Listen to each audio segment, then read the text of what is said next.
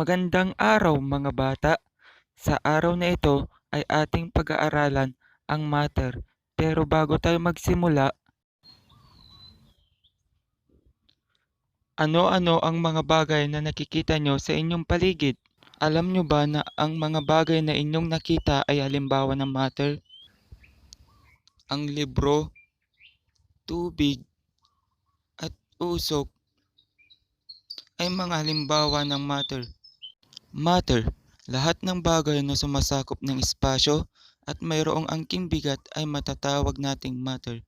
Ang matter ay tumutukoy sa lahat ng bagay na nakikita natin sa ating paligid.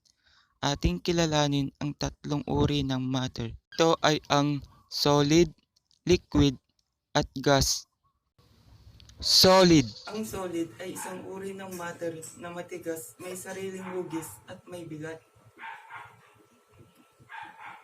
Ito ay nakikita at nahawakan din.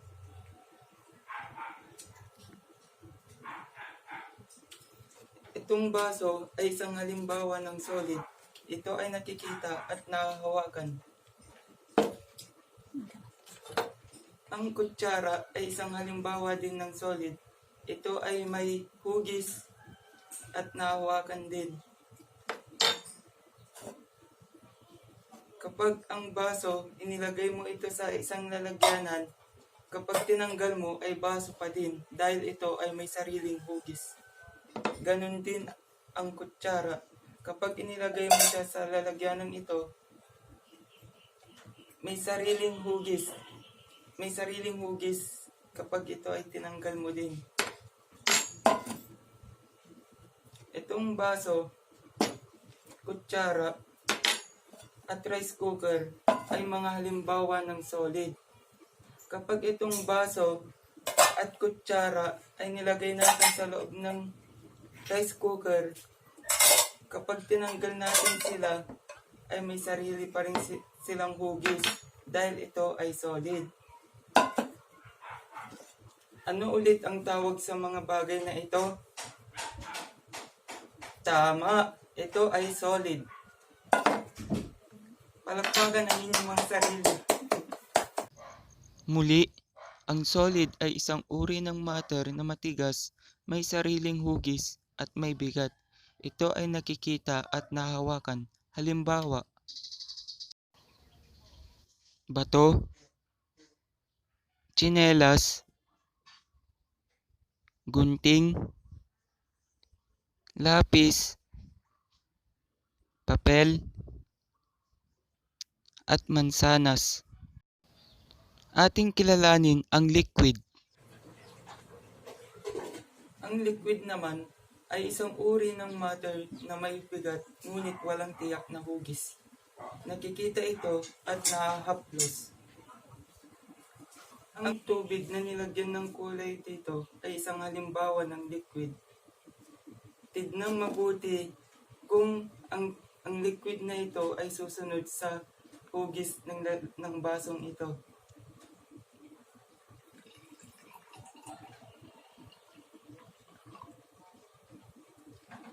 Lagyan din natin itong bottle na ito.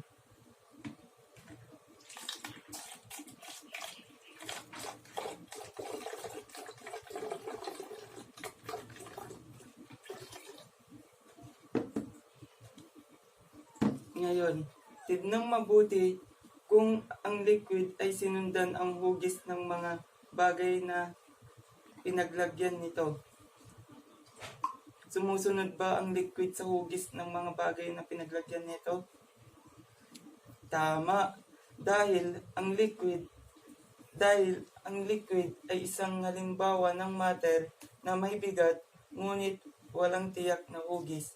Sinusundan lamang nito ang container na paglalagyan nito upang siya ay magkahugis. Muli, ang liquid ay isang uri ng matter na may bigat ngunit walang tiyak na hugis.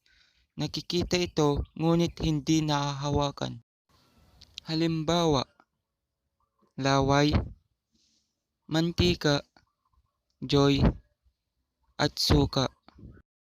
At ang huli, ating kilalanin kung ano ang gas. Samantalang ang gas naman ay walang bigat o timbang, ngunit ito ay naaamoy at nararamdaman.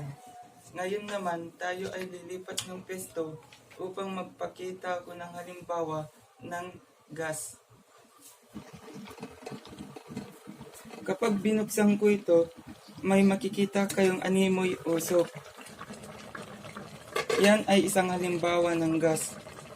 Dahil sa init na nagmumula sa kalan, ang liquid na tulad ng tubig ay magkakaroon ng usok o ang tinatawag nating gas. Ang bagay na ito ay isang halimbawa ng gas. May nilalabas itong hangin na hindi natin nakikita. Sa pamamagitan ng bagay na ito, ihihipan niya yung polvo na nasa aking kamay. Inyong pagmasdan. Yan ay isang halimbawa ng gas. Muli, ang gas ay isang uri ng matter na walang bigat o walang timbang. Ito ay naaamoy at nararamdaman. Halimbawa, ang usok mula sa sasakyan, bulkan, takure, at usok ng sigarilyo.